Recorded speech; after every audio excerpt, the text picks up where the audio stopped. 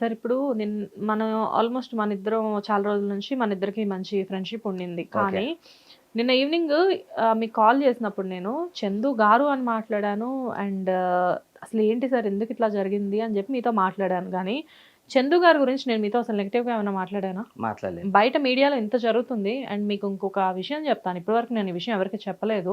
Camera ఎదురుగా చెప్తున్నా. చందు గారు చనిపోయే ముందు రోజే నేను చందు గారితో మాట్లాడా. ఓకే. మాట్లాడితే అదే రోజు ఆయన బెంగుళూరు నుంచి వచ్చారు. మీకు కూడా తెలుసు కదా! మార్నింగ్ బెంగుళూరు నుంచి అవునవును. వచ్చారు. అవును. 10:00కి నేను కాల్ చేశా ఆయనకి. నేను అసలు హైదరాబాద్‌లో లేను నిజానికి. కాల్ చేసి ఇట్లా సో అండ్ సో ఇంతకుముందు మేడంతో కూడా నేను మాట్లాడాను.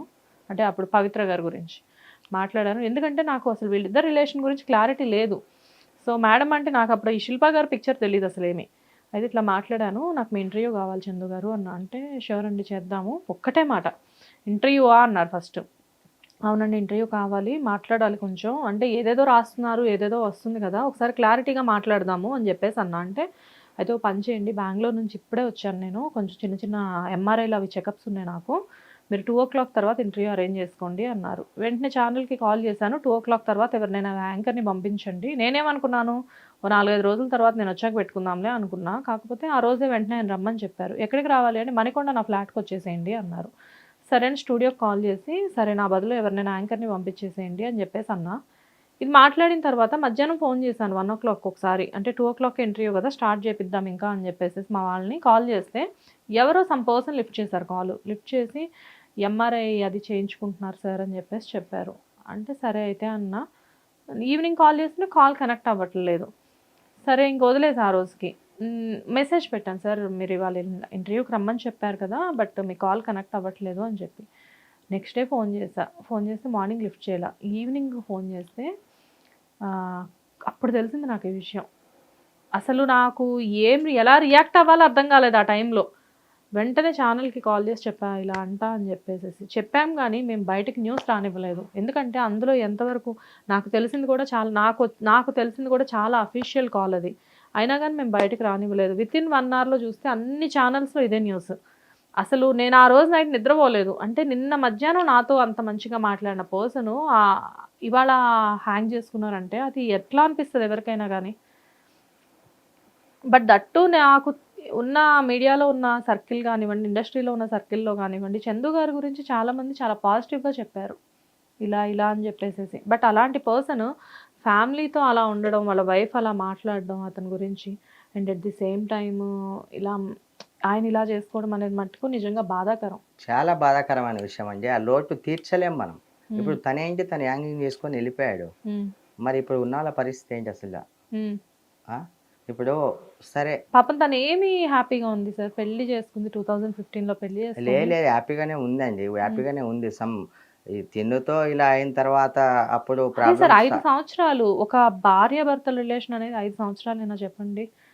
హ్మ్. ఇది కరెక్ట్. క అంటే కలిసొచ్చే కాలానికి 3 ముళ్ళని జెప్పేసి అంటారు.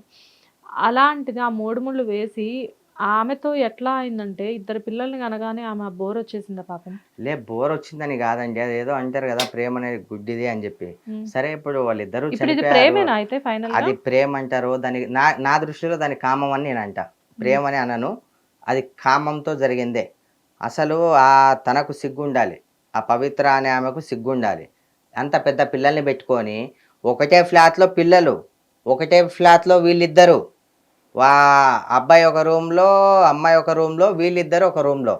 తనకింత సిగ్గు, శరం ఉండాలి. చిన్న పిల్లలున్నారే, ఇదుండాలి. నాకే సొంత పైనుంచి కాల్స్ చేస్తే, చందు దగ్గర ఎవ్వరు రావద్దని చెప్పి వార్నింగ్‌లు గూడా ఇవ్వడం. నాకు తెలియదు ఇవన్నీ. నాకు ఇవన్నీ తెలిసినట్టయితే అప్పుడే నేను ఏదో ఒకటి చేస్తుండే. తర్వాత ఎవరు వార్నింగ్ ఎవరికిచ్చారు? ఈ పవిత్ర యాక్చువల్లీ చందు వాళ్ళ మా చెల్లెలు ఎళ్ళడం జరిగింది. హ్మ్. ఎళ్ళి అక్కడ చెప్పిందంట, ఇట్లా నా భర్త ఇలా చేస్తుంది అది ఇది అంటే, మేమేం చేయలేం అని ఆళ్ళ పిల్లలు గూడా అన్నారంట. వాళ్ళ ఆహ్, పవిత్ర వార్నింగ్ గూడా ఇచ్చిందంట. కాదు. ఒక అఫీషియల్ వైఫ్‌కి ఒక అన్‌అఫీషియల్ పర్సన్ వార్నింగ్ ఇచ్చిందా? ఇచ్చింది. పాపం ఆమెది అమాయకత్వం అనుకోవాలా? ఈ జనరేషన్‌లో ఎవరున్నారు? అసలు కేసులు, గీసులు ఏమన్నా ఏం చేసుకుంటావో చేసుకోని. అసలు ఇన్ని జరుగుతున్నా సరే ఇలాంటి దాని మీద యాక్షన్ తొందరగా తీసుకోవాలి. హ్మ్. హ్యూమన్ రైట్స్ గావచ్చు, పోలీసోళ్ళు గావచ్చు, ఏదన్నా గావచ్చు, ఇలాంటి సిస్టమ్ మారితే చాలా బావుంటది. ఇంకొకసారి ఇలాంటి న్యూసులు జరగకుండా ఇలాంటి ఇలాంటివి కాకుండా ఏదన్నా యాక్షన్ తొందరగా తీసుకుంటే బాగుంటుంది. ఉమ్, దీనికోసం మేము మీడియాలో ప్రయత్నించండి. ఇలా జరుగుతున్నాయి కదా, ఉమ్, ఇలా అయితే ఇలా పనిష్మెంట్ ఇచ్చేసేలాగా చట్టం తీసుకొస్తే చాలా బాగుంటుందని ఉమ్. నాకు సరే, అనిపిస్తుంది. కానీ ఇక్కడ ఒకటి విషయం, చాలా వరకు మన చందు గారి మెయింటెనెన్స్ కానివ్వండి, అతని ఫైనాన్షియల్స్ కానివ్వండి, మొత్తం అంతా కూడా పవిత్ర గారే చూసుకుంటున్నారని మాట్లాడుతున్నారు. అది ఎంతవరకు నిజం మీరు చెప్పండి, ఓపెన్గా చెప్పండి సార్. ఎందుకంటే మీకు అన్నీ తెలుసు అని నాకు తెలుసు, కానీ మీ ఫ్రెండ్ని తక్కువ చేస్తున్నా అన్న ఫీలింగ్, గిల్ట్ మీకు చాలా ఉంది. అది మీరు కెమెరా ముందుకు వచ్చే ముందే నాతో చెప్పారు, కానీ ఇది చాలా మందికి తెలియాల్సిన విషయం. మీరు చెప్పండి. ఇప్పుడు ఒక చిన్న విషయం చెప్తా అండి. ఉమ్, ఇప్పుడు వాళ్ళు ఏదో వెళ్ళిపోయారు. ఉమ్, ఆ?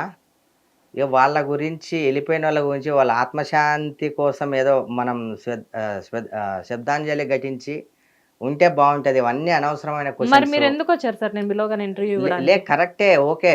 అది ఎంతవరకు మాట్లాడాలి అంతవరకు మాట్లాడాలండి. ఉమ్. ఇప్పుడు ఎవరికి పెడితే ఏముంది, ఏదో జరిగిపోయింది అంతే. అట్లా ఎట్లా అవుతుంది సార్? ఎవరెవరికి పెడితే మీరు నా క్వశ్చన్ సరిగ్గా వినలా. నేను శిల్ప గారు చందు గారి గురించి అడగలేదు, నేను పవిత్ర గారు చందు గారి గురించి అడిగాను, ఎవరికి ఎవరు పెడుతున్నారు అని చెప్పి.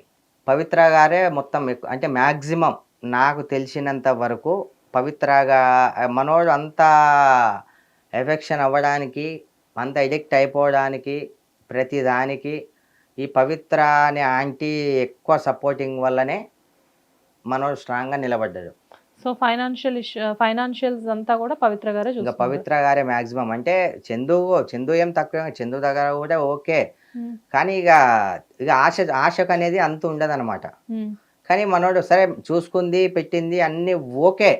కానీ ఇక్కడ అని కూడా న్యాయం చేస్తే బాగుండేది. ఉమ్, న్యాయం చేస్తే బాగుండేది. ఇంకా డైవర్స్ అవ్వలేదు, ఏం అవ్వలేదు, అంతా అలా తెగించి అలా పెట్టడం అనేది అది కరెక్ట్ కాదు. ఎందుకంటే ఇప్పుడు నా ఫ్రెండ్ని సమర్థించి మాట్లాడితే రేపు పొద్దున ఆడియన్స్ కూడా అరే నీ ఇంట్లో అక్క చెల్లెలు లేరా అని చెప్పి నన్ను కూడా అంటారు. ఉమ్, నాకు చాలా బాధగా ఉంది, మీకు తెలుసు. ఉమ్. మ్యాక్సిమం నాకు చాలా బాధగా ఉంది. Yes, yes. కానీ కొంతమంది అన్న మారుతారు కదా. ఉమ్, ఎందుకంటే చనిపోయిన వాళ్ళ గురించి ఇలా మాట్లాడడం ఎంతవరకు కరెక్టో ఏమో నాకైతే తెలియదు. కానీ ఉమ్. ఈవెన్ ఇప్పుడు బతికున్న వాళ్ళన్నా మారుతారు కదా అనే ఉద్దేశంతో నేను చెప్తున్నా. కాదు సార్, ఇప్పుడు వాళ్ళిద్దరూ సపరేట్ అయిపోయారు చాలా రోజుల నుంచి, శిల్ప గారు చందు గారు. మరి డివర్స్ ఎందుకు అప్లై చేయలేదు? చందు గారు డివర్స్ ఇచ్చే ఆలోచన లేదా వైఫ్కి? ఇక అంత అది నాకు తెలియదండి, తెలియదు. ఎందుకంటే డివర్స్ కావాలంటే ఇద్దరు మ్యూచువల్ గా ఉండాలి, అవునా కదా. ఉమ్, ఇక్కడ ఇద్దరు పిల్లలు ఉన్నారు, లేకపోతే ఇద్దరు సైడ్ తప్పు ఉండాలి. ఉమ్, ఇంత జరుగుతున్నా సరే ఆ అమ్మాయి డైవర్స్ చేయడానికి రెడీ లేదు. సరేలే నా మొగుడే కదా, వస్తాడు కదా అనే ఆలోచనతోనే ఉంది పాపం తిక్కదా ఆ అమ్మాయి. ఉమ్, సరే తను చనిపోయిన తర్వాత ఇతను స్ట్రాంగ్గా ఉండి ఫ్యామిలీతో పాటు ఉంటే బాగుండే అది చెప్పారంట కూడా వాళ్ళు. ఉమ్, అయిపోయింది, ఇది అయిపోయిందన్నా, నువ్వేందో స్టేట్మెంట్లు ఇస్తున్నావు, అలా చేసుకోకంటే నేనేం పిరికోని కాదు, అంతా అలా చేసుకునేవాడిని కాదని చెప్పి కూడా చెప్పాడంట. ఉమ్, కానీ చెప్పాడంట, అదే వీళ్ళు కూడా అదే భరోసాతో ఉన్నారే, ఏం కాదు కదా, ఇంకా వచ్చేస్తాడు కదా, నా మొగుడు నా దగ్గరకు వస్తాడు, మా డాడీ నా దగ్గరకు వస్తాడు అనే ఉద్దేశంతో పిల్లలు, తను, వాళ్ళ పేరెంట్స్ అందరూ ఉన్నారంట. అప్పట్లోనే ఇలా అయిపోయిందని షాక్ వాళ్ళందరూ. సరే, ఇప్పుడు మామూలుగా మీరు అన్నట్లుగా అదే బెంగళూరు నుంచి వచ్చినప్పుడు ఫస్ట్ వాళ్ళ ఇంటికి వెళ్ళారా, డైరెక్ట్గా ఫ్లాట్కి వెళ్ళిపోయారా? ఎప్పుడు అంటున్నారు మీరు? చనిపోయే ముందు రోజు. చనిపోయే ముందా? లే ఫ్లాట్కి, లే హాస్పిటల్కి, హాస్పిటల్ నుంచి ఫ్లాట్.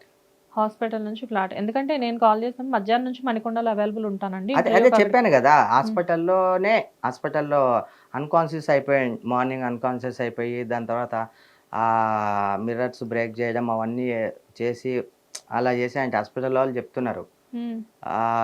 అంటే మెంటల్ కండిషన్ బాగాలేదంటారా? కండిషన్ ఏం కాదు, కొంచెం హెల్త్ ఇష్యూ అయితే ఉండేది. అది కాదండి, దాన్ని ఏమంటారంటే ఇప్పుడు మనకు కావాల్సిన వ్యక్తి, అది కామంతో కావచ్చు, దేంతో కావచ్చు, ఇప్పుడు మనం ఒక వ్యక్తిని ఇష్టపడుతున్నాం, ఆ వ్యక్తి లేరు అనేసరికి కొంచెం ఎవరికైనా అది అలా అయిపోతుంది కదా. అలా చేసాడు, దానివల్ల పిచ్ అని అదని ఇదని పేపర్లో న్యూస్లో అదే పదే పదే చూపిస్తున్నారు. దానివల్ల కూడా తను కొంచెం డిస్టర్బ్ అయ్యాడు. దానివల్ల కూడా సగం ఇవి ఇలా చూపించడము, పవిత్ర నువ్వే చంపడము, దాని తర్వాత ఇవన్నీ దీనివల్ల కూడా కొంచెం డిస్టర్బ్ అయ్యాడు. ఇది కూడా ఒక రీజనే తను చనిపోవడానికి. కానీ నేను చెప్పేది ఒకటే, సరే తను మధ్యలో వచ్చింది, మధ్యలో చనిపోయింది, కానీ తను బతికి ఉన్న ఇప్పుడు సరే ఆ లైఫ్ ఎంజాయ్ చేసిండో ఏం చేసిండో అంతా అయిపోయింది. వీళ్ళకి న్యాయం చేస్తే బాగుండేది. చనిపోయేది లేకుండా మామ చందు, నువ్వు 100% నువ్వు చనిపోయేది లేకుండా మామ, నువ్వు బతికేది ఉండే 100%. ఇక్కడ ఫ్యామిలీ ఉంది మామ, మొత్తం నీకు ఫ్యామిలీ ఉంది, చిన్న పిల్లలు ఉన్నారు, నువ్వు బతికితే చాలా బాగుంటుండే. ఇది ఒక్కటే నువ్వు చాలా తప్పు పని చేసినావు. సో సూర్య గారు ఇక్కడ ఒక విషయం అడుగుతాను నేను. జనరల్గా వీళ్ళిద్దరూ అంటే ఆయన ఎలా చెప్పారంటే వీడియోలో, ఎస్ మేము అఫీషియల్గా అనౌన్స్ చేద్దాం అనుకున్నాం ఈ విషయాన్ని, ఒక యాంకర్తో మాట్లాడినప్పుడు నేను ఆ ఇంటర్వ్యూ చూశాను. ఇంకొద్ది రోజుల్లో తన నా భార్య అని చెప్పేసి చెప్పారు. అది ఎంతవరకు నిజం? వాళ్ళిద్దరు నిజంగానే పెళ్లి చేసుకుందాం అనుకున్నారా?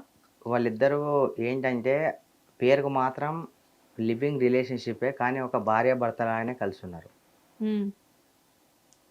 ఇంకొక ఈ యాక్సిడెంట్ అవ్వకపోతే ఒక 2-3 డేస్లో వాళ్ళ మ్యారేజ్ కూడా, అంటే ఇక్కడ డైవర్స్ ఇవ్వకముందే మ్యారేజ్ చేసుకోవడానికి కూడా రెడీ, ఏమైనా సరే ఫేస్ చేసి. అంటే తను ఆ పవిత్ర అనే ఆమె డేర్నెస్, ఏదైనా చూసుకుందాం, పైసా ఉంది కదా అనే అహంకారం, నా వైపు ఉన్నాడు కదా తిను అనేది అహంకారం, అతన్ని బ్రేక్ మొత్తం ఇలా పిటికిల్లో పట్టేసుకుంది చందుని. ఒక 2-3 డేస్లో మ్యారేజ్ కూడా చేసుకొని బెంగళూరు వెళ్ళిపోదాం అనే ఆలోచనలో కూడా ఉండేవాళ్ళు. ఈ చందు గారి గురించి ఇవన్నీ పక్కన పెడితే పవిత్ర గారు ఎలాంటి వాళ్ళు అసలు పర్సనల్గా? ఎందుకంటే చందు గారు అనే టాపిక్ లేకుండా అసలు పవిత్ర గారి నేచర్ ఎలాంటిది? పవిత్ర గారికి ఒక్కరితోనే కాదు, ఆల్రెడీ 3-4 ఎఫ్ఐఆర్ ఉందని ఇంతకు ముందు. ఆ తెలుగు ఆర్టిస్ట్ కాదు తను, కన్నడ ఆర్టిస్ట్.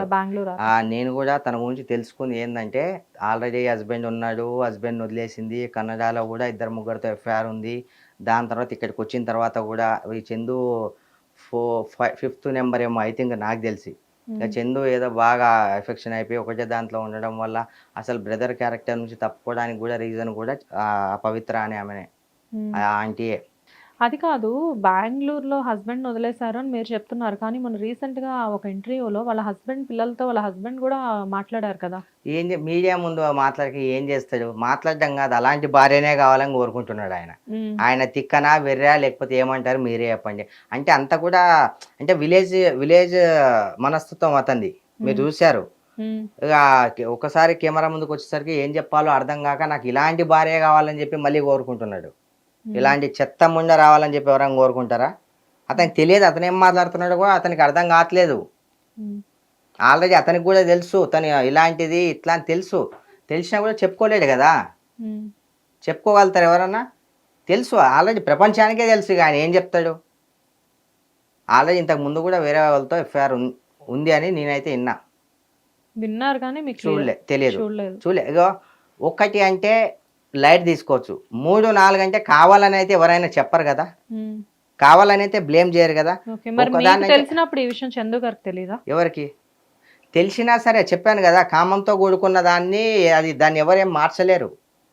ప్రేమను మార్చొచ్చు, కామాన్ని మార్చలేం మనం. కామంతో ఉండే ఆ కోరికల్ని మనం మార్చలేం, అంతే. వాళ్ళంతే, మారరు ఎవరైనా అంతే ప్రపంచంలో. సో ఫైనల్గా వాళ్ళ ఫ్యామిలీకి మీ సపోర్ట్ ఎంతవరకు ఉంటుంది? నా సపోర్ట్ నేను చెప్పను, ఆల్రెడీ నేను మాట్లాడే వాళ్ళతో కలిశాను కూడా, వేరే టీవీ వాళ్ళు కూడా లైవ్లో నాతో మాట్లాడిచ్చారు. నేనేం సపోర్ట్ చేయాలో నాకు తెలుసు, నా మనసులో ఉంది. నా ఫ్రెండ్ తరపున కాదు నేను సపోర్ట్ చేసేది, నేను చెల్లెలో అనుకున్నా, నా అన్నయ్య అని పిలిచింది, నేను ఏం చేయాలో నా చెల్లెకి నేను చేస్తా. సో ఎనీవేస్ థ్యాంక్ యూ సూర్య గారు. అంటే మీరున్న పెయిన్లో, మీరున్న బిజీ టైంలో కూడా వచ్చి మాకు చందు గారి గురించి చెప్పారు. అండ్ అంటే ఒక బాధ్యతాయుతంగా ఇలాంటి విషయం గురించి స్పందించారు. నాట్ ఓన్లీ మా ఛానల్, మీరు బయట కూడా నేను మీ బైట్స్ చూశాను. చక్కగా ఎక్కడికక్కడ మాట్లాడుతున్నారు. అండ్ మీ హెల్పింగ్ నేచర్ గురించి ఆల్రెడీ మాకు తెలిసిందే, ఎందుకంటే చాలామంది ఆర్గనైజర్స్కి కానివ్వండి ఎన్నో వాటికి మీరు హెల్ప్ చేస్తున్నారు. అలాంటిది మీ చెల్లెలకి మీరు హెల్ప్ చేస్తారని చెప్పేసి మేము డెఫినెట్గా ఆశిస్తున్నాము. Anyways thank you so much. Thank you.